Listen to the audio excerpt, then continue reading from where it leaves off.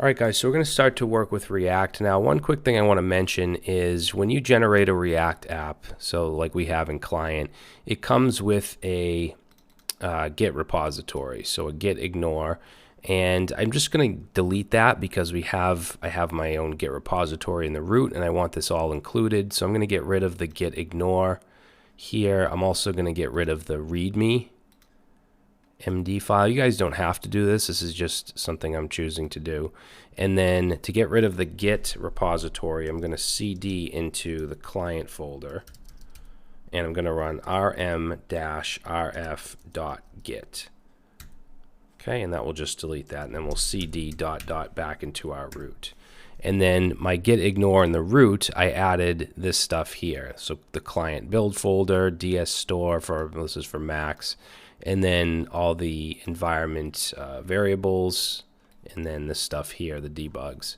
So I just added that to the git ignore. So you can do that if you want, but it's not the end of the world if you don't. All right, so let's go ahead and run. Actually, you know what? Let's install our dependencies for React. Now, it's very, very important that you do this in the client folder. So cd into client, and we want to install a few dependencies. I'm just going to get this over with now so we don't have to worry about it later. So let's say npm install. We're going to need Axios to use as an HTTP client. We're going to need React Router DOM. And with this project, I'm going to go much faster than the first one, than the GitHub one, just because we already went over a bunch of React stuff. So I'm not going to re-explain everything. We're just going to kind of move along. Now, we're also going to use an ID generator called UUID. We're going to use this before we get into actually dealing with our back end, where we have MongoDB that creates an ID. All right, we also want, I'm going to add a little bit of animation later on using something called React Transition Group. So we want to install that as well, React Transition Group. And I think we're good. If there's something else later on that we need, we'll go ahead and install it. But for now, that should do it. And again, make sure you're in your client folder. Otherwise, you're going to be installing this stuff on your Express server, which you don't want to do. All right, so now that we've done that, let's cd ... back into the root, and let's run npm run dev. And this, again, should run both the node server and React. Okay, so now we're going to do some basic cleanup like we did in the first project.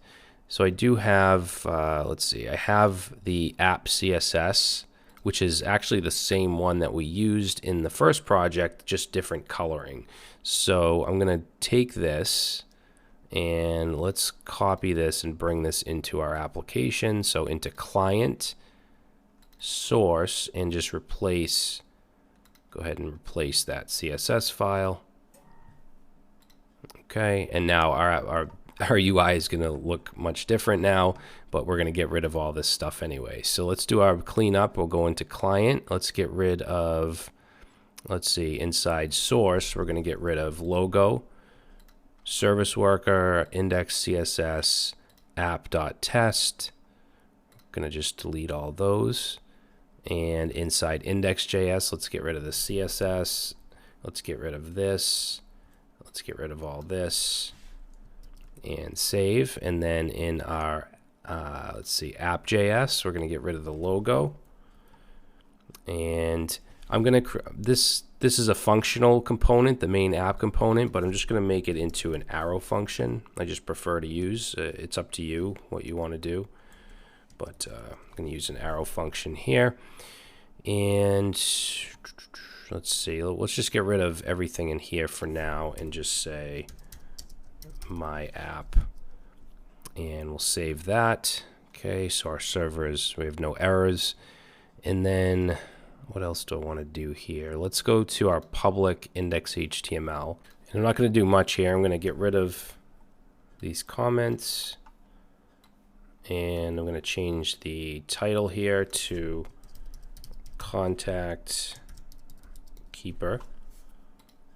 We'll just put a little slogan or something here. Let's say keep track of your contacts. And then I'm going to be using Font Awesome, so I'm going to grab that from fontawesome.com. So start using free, and then we'll grab the link here. And let's put that right here and save.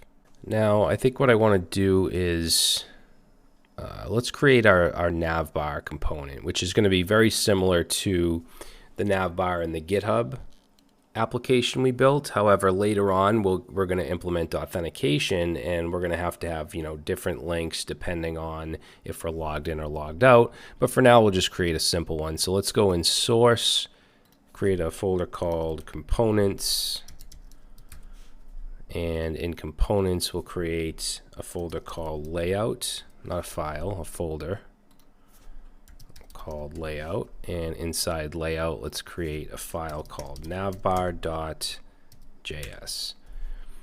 Alright, so this is going to be a functional component. Actually, everything we do now is going to be functional with hooks.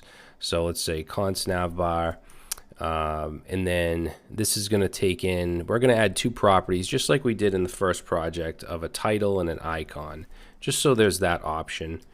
So we'll say title icon as props. And let's bring in here prop types, and we'll go ahead and add down here navbar dot prop types.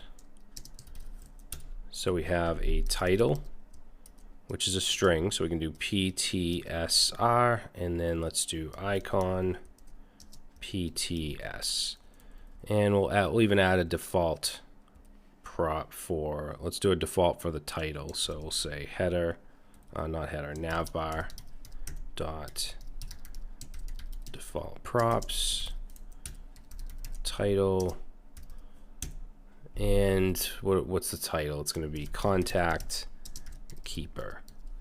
All right, actually we'll do the icon as well. So let's say just so we don't have to manually pass it in. So the icon is going to be I forget actually. Let me just look real quick.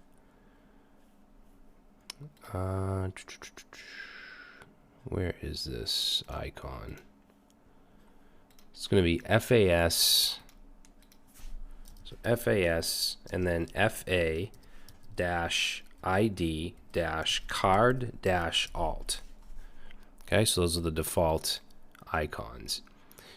Now let's go up into our return, and let's add a class to this div that's being returned, or a class name of navbar, and let's do bg-primary, which should be a blue color. And then in here we'll have an h1 with our icon. So we're going to give this let's say class name equals, and then we want to add in our icon prop, which is being brought in up here. We're destructuring props, pulling out icon. And then let's see, we don't need to do this, we just need that. And then let's put our title. Okay. Now I'm going to bring this into my app.js. So in app.js, let's import navbar from, we want to go, let's see, /components layout navbar. And then I'm going to put that right in this div here. So we'll go right here and we'll say navbar. Save that. And let's check it out. So there we go, we have our navbar. Now we are going to be using React routers, so let's just set that up real quick. So we'll go right up here and import, and we're going to use browser router as router, and then route and switch. Oops. And we're going to bring that in. Let's see, let's bring that in from React router DOM. And then down where we have our app, let's just surround everything. So everything in this return right here is going to be surrounded with router. Okay, and then we can add routes. So we're going to go right in this. Actually, we don't even need a div here. Let's bring in a fragment instead.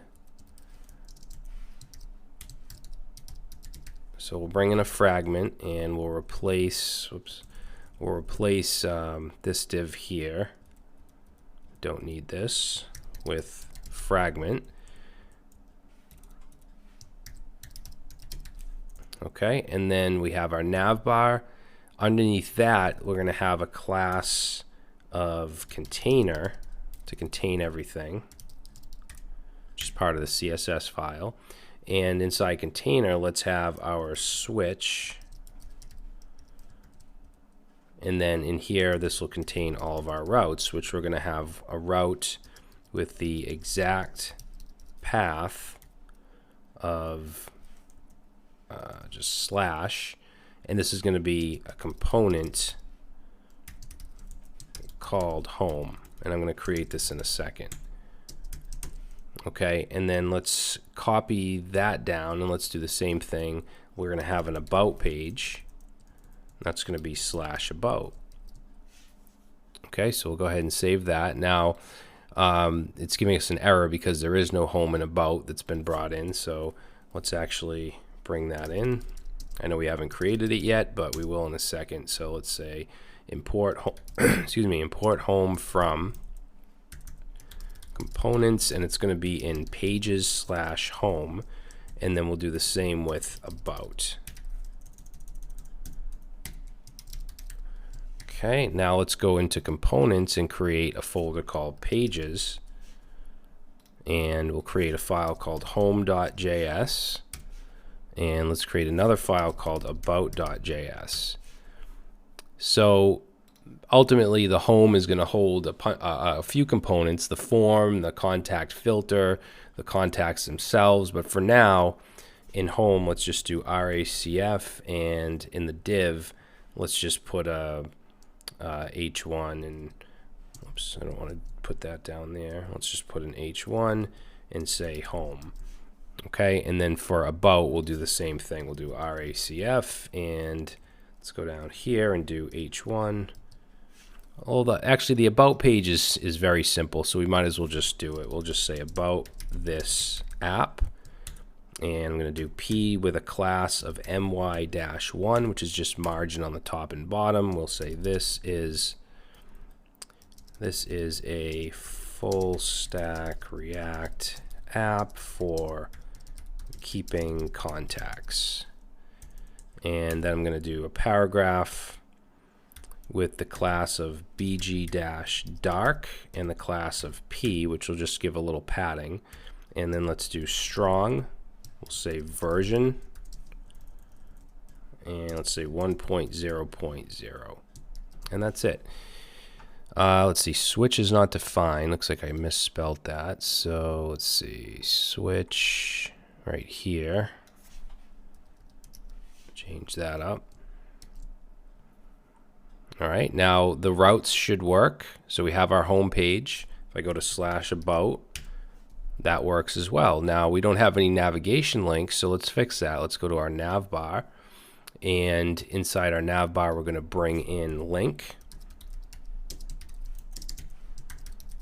I'm going to bring that in from React Router DOM. Because remember, when you want to do inner links, you don't want to use an A tag. You want to use this link. So we're going to go under H1 and put a UL. Let's do li. This li is going to have a link to, and let's do slash and say home. Okay, we'll do another one. So link to, and this one's going to be /about, and we'll say about. Okay, let's try that out. So now we have our links. If I go to about and home, good. All right, so the way that we're going to build this app is quite different than the first. The first GitHub application, the goal was to teach you basically from scratch, React from the absolute beginning, where we went through classes, we went through putting state inside of our components, putting state in the app.js component, moving it to the context. It was more of a progressive type of teaching. In this case, what I want to do is build this more like if I were to just build the application on my own, which I would probably start with context and state, just so we have that, that single source of truth for our contacts, and then later on we'll do authentication and stuff.